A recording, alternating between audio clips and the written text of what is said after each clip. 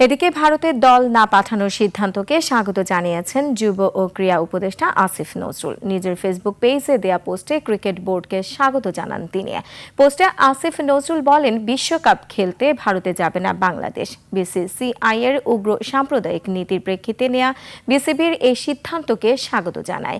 এর আগে আইপিএল সম্প্রচার ইস্যুটির আইনগত দিকগুলো খতিয়ে দেখা হবে বলে জানিয়েছেন তথ্য ও সম্প্রচার উপদেষ্টা Syeda Rizwana Hasan.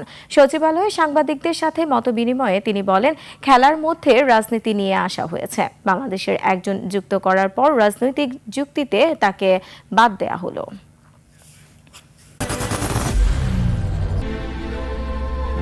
I am Ox.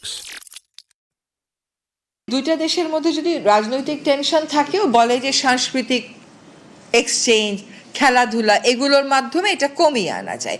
এখানে দেখা গেল সম্পূর্ণ উল্টো কাজটা করা হয়েছে। বাংলাদেশের একটা খেলোয়াড়কে নিশ্চিত করার পরে তাকে রাজনৈতিক যুক্তিতে, যেটা আমরা পত্রপত্রিকায় দেখেছি, বলা হচ্ছে যে ওকে নেওয়া হবে না।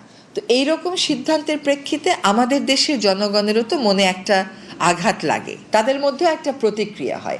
সেরকম জায়গায় আমাদেরকেও একটা অবস্থান নিতে হবে। আমরা সেই অবস্থানের আইনগত ভিত্তি এবং প্রক্রিয়া যাচাই বাছাই করছি এবং করার পরে আমরা একটা বিফিটিং পদক্ষেপ গ্রহণ করব।